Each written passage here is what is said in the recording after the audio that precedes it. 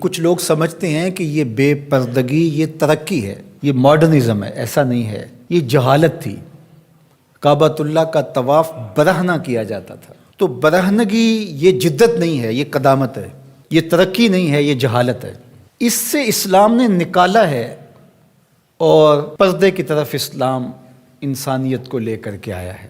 کان رسول اللہ صلی اللہ علیہ وآلہ وسلم اشد حیاء من اظراف خدرہا، کمواری لڑکی پردے میں لپٹی ہوئی جس طرح حیادار ہوتی ہے، حضور اس سے بھی زیادہ حیادار تھے۔ تو یہ ہمارا دین ہے، لیکن مغرب اور لادینی قوتیں جانتی ہیں کہ پردہ اسلام کا شعار ہے، اور انہوں نے پہلے اس کو کمزور اس طرح کیا، جس طرح ایک رواج کسی نے کہا، بعض بڑے بڑے چینلز کے اوپر بیٹھ کے نام نہاد مفکرین کہتے ہیں یہ عرب کلچر تھا۔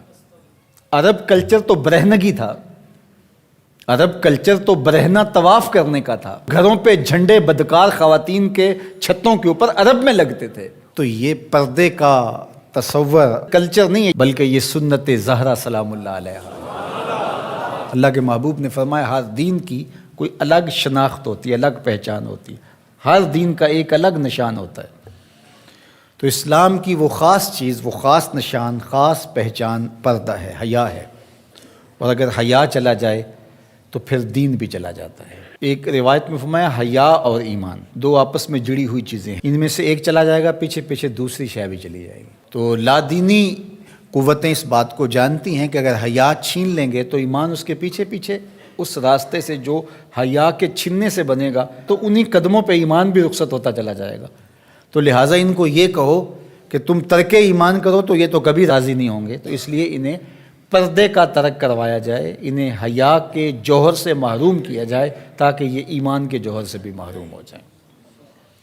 تو پھر انہوں نے کئی رنگ تراشے، کبھی کہا کہ نظر کا پردہ ہے، کبھی کہا کہ پردہ تو انسان کے دل میں ہوتا ہے۔ تو مجھے بتاؤ آج کا شخص جو شہوتوں سے لتھڑا ہوا ہے، جہاں شہوات کی گندی ہوائیں چل رہی ہیں، اس ماحول کے اندر اگر کوئی یہ بات کہے تو کتنی عجیب ہے، جس ماحول میں تقدس کی باد صبا چلتی تھی اور وحی اترتی تھی، اور جبریل کو وحی لے کر کے آتے صحابہ نے دیکھا تھا، اور قرآن اترتا تھا، اور قرآن پڑھانے والے سکھانے والے خود صاحب قرآن تھے، وہ صحابہ، ان کو جب پردے کا حکم دیا گیا اور ان کو نظریں نیچی رکھنے کا حکم دیا گیا، تو میں اور آپ کون ہوتے ہیں؟ جب ابو بکر و عمر کو کہا گیا کہ نگاہوں کو نیچا رکھنا، جب عثمان و علی سے کہا گیا کہ نگاہوں کو نیچا رکھنا، جب سیدہ عائشہ، حضرت ام سلمہ، حضرت میمونہ، حضرت زینب، سیدہ فاطمہ تو زہرا سے کہا گیا کہ تم اپنے پردے کی حفاظت کرنا،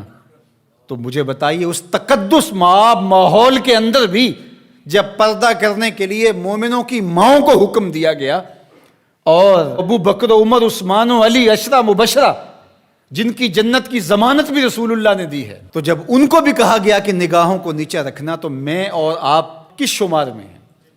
تو یہ ایک نفس کی کہانی ہے جو ہم گھر کے بیٹھ گئے، کہا کوئی بات نہیں جی، پردہ تو دل کا ہوتا ہے۔ بحالت مجبوری خواتین کو گھر سے نکلنا پڑتا ہے، لیکن اس میں بھی اس کو تاکید کی گئی کہ تیرا پردہ کسی صورت کے اندر بھی ختم نہیں ہونا چاہیے۔ میں خراج پیش کرنا چاہتا تھا یہاں ہماری ہمسائیگی کے اندر اس خاتون کو جس نے اللہ اکبر کا نعرہ لگا کر کے بتلایا کہ یہ امت ابھی بھانج نہیں ہوئی، اس امت میں آج بھی بیٹیاں موجود ہیں جو اپنی آبرو پر پہرا دے سکتی ہیں، اور یہ حالات بتاتے ہیں کہ یہ امت مرنے کے لیے نہیں، قیامت تک قائم رہنے کے لیے پیدا ہوئی ہے انشاءاللہ۔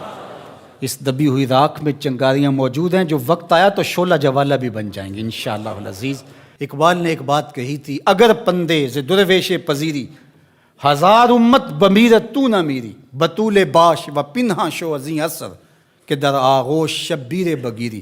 اقبال کہتا ہے اس فقیر کی ایک بات مان لے، ساری امتیں مر جائیں گی، امت مسلمہ تجھے زوال نہیں آئے گا، اور وہ کیا؟ بطول باش، بطول بن جا اور زمانے کی نظروں سے پوشیدہ ہو جا، پھر تیری آغوش میں بھی حسین ابن علی جیسے بیٹے جنم لیا کریں گے، ان کے جانشین تیری گود میں بھی پیدا ہوں گے۔ تو اس لیے پردہ ہماری شناخت ہے۔ آج جو کہتی ہیں جناب پردہ پردہ، یہ کیا ہے؟ یہ تو کٹھ ملا کی اصطلاح ہے، کچھ بولتی ہے جناب یہ دقیانوسیت ہے، کوئی کہتی ہے یہ زمانہ قدیم کی کہانیاں ہیں۔